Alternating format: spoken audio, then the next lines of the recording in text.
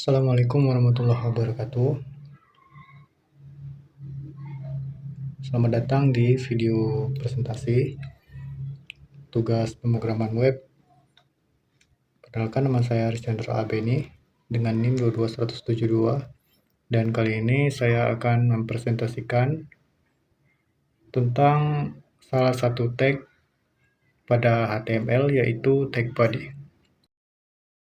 Nah, tag ini adalah wadah utama untuk semua konten yang terlihat oleh pengguna di halaman web, mulai dari teks, gambar, video, hingga berbagai elemen interaktif. Semuanya berada di dalam tag body.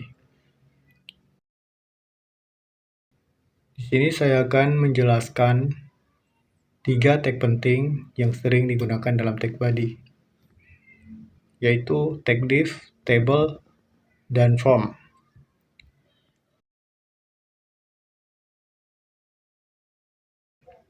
Tag div adalah singkatan dari division, merupakan elemen tingkat blok yang paling serbaguna dalam HTML.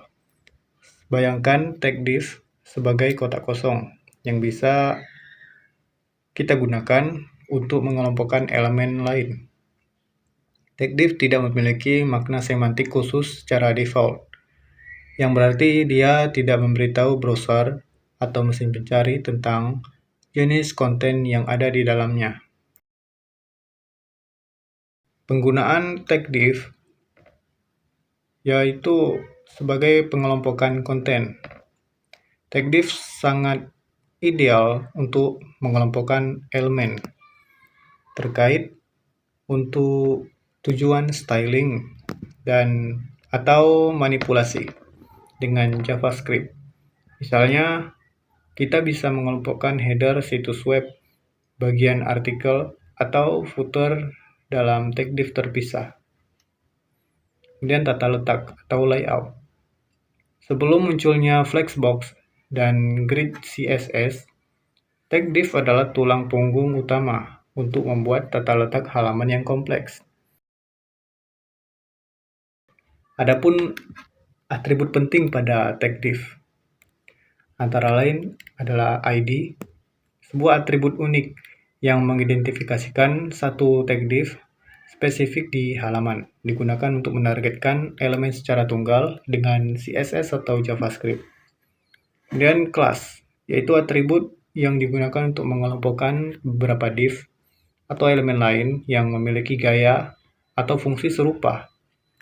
Kita bisa menerapkan gaya CSS ke semua elemen dengan kelas yang sama. Berikut adalah contoh kode HTML-nya.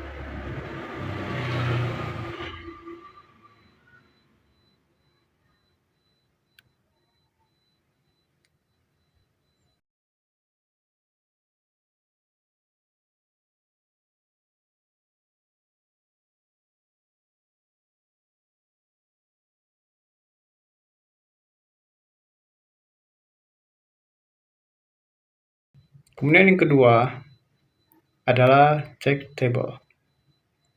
Check table digunakan untuk menampilkan data dalam format baris dan kolom. Layaknya sebuah tabel di spreadsheet, ini adalah cara yang semantik dan terstruktur untuk menyajikan informasi yang secara alami berbentuk tabel, seperti daftar harga, jadwal, atau perbandingan data.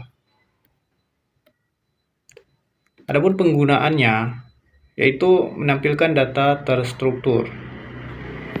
Kapanpun kita memiliki data yang paling masuk akal, jika disajikan dalam baris dan kolom, misalnya nama produk, harga, stok, kelas atau nilai, tag table adalah pilihan yang tepat. Kemudian yang kedua, bukan untuk layout.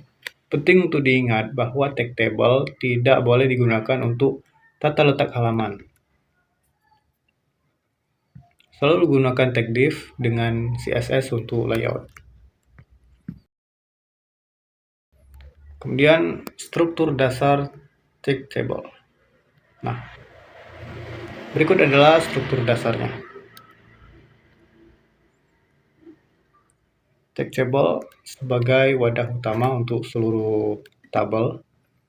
Tag T-head adalah opsional digunakan untuk mengelompokkan baris header table. Tag T-body adalah opsional digunakan untuk mengelompokkan baris data utama tabel. Tag T-float. Nah, adapun atribut penting pada tag table, tag TH dan TD, yaitu border itu menentukan ketebalan batas tabel diatur dengan CSS. Kemudian ada call span ya, yaitu menggabungkan beberapa kolom menjadi satu sel. Kemudian ada row span, yaitu menggabungkan beberapa baris menjadi satu sel. Nah, berikut adalah contoh dari penerapan kodenya. Nah, kita di sini membuat tabel dengan header, body, dan footer. Call span digunakan di footer untuk menggabungkan dua sel menjadi satu.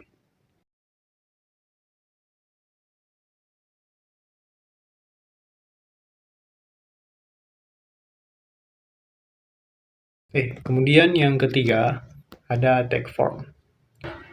Tag form digunakan untuk membuat formulir interaktif di halaman web kita yang memungkinkan pengguna untuk memasukkan data. Data yang dimasukkan ini kemudian dapat dikirim ke server untuk diproses. Misalnya untuk login, pendaftaran, pengiriman komentar, atau pencarian. Nah, kapan penggunaannya? Interaksi pengguna. Kapanpun kita perlu mengumpulkan informasi dari pengguna, tag form adalah tag yang kita butuhkan. Ini adalah fondasi formulir untuk formulir kontak, formulir pendaftaran, kontak pencarian, dan banyak lagi. Nah, adapun struktur dasar pada tag form ada beberapa elemen input ya, seperti pada gambar berikut. Nah, bisa dilihat ya. Nah, dan adapun atribut penting pada tag form yaitu ada action, yaitu URL ke mana data formulir akan dikirim saat di-submit. Kemudian ada method, yaitu metode HTTP yang digunakan untuk mengirim data. Umumnya get, data terlihat di URL untuk pencarian, atau post, yaitu data tidak terlihat, lebih aman untuk informasi sensitif. Nah, adapun atribut penting lainnya pada elemen input, misalnya tag input, yaitu pada name. Name nama yang digunakan untuk mengidentifikasi data input saat dikirim ke server. Kemudian ada ID, yaitu untuk menghubungkan input dengan labelnya. Penting untuk aksesibilitas. Kemudian ada placeholder, yaitu teks petunjuk yang muncul di dalam input sebelum diisi. Dan ada required,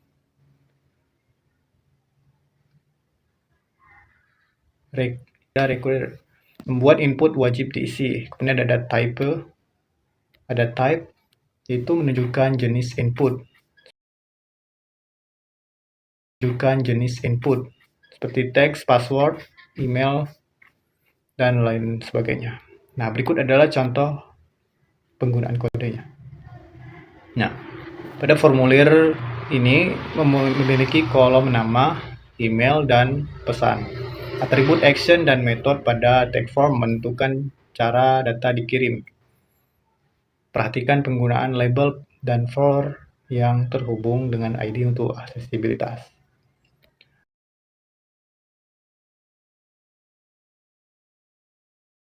Nah, kesimpulan. Nah, itu dia penjelasan singkat tentang tag body pada 3 elemen penting di dalamnya, yaitu tag div, tag table, dan tag form.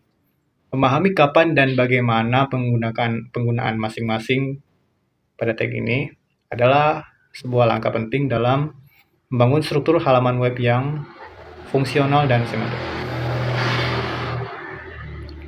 Secara analogi, tagdiff untuk ingat tagdiff untuk pengelompokan dan layout dengan CSS, checktable untuk data tabular, dan tagform untuk mengumpulkan input dari pengguna. Demikian video dari saya. Mohon maaf atas keterlambatannya. Assalamualaikum warahmatullahi wabarakatuh.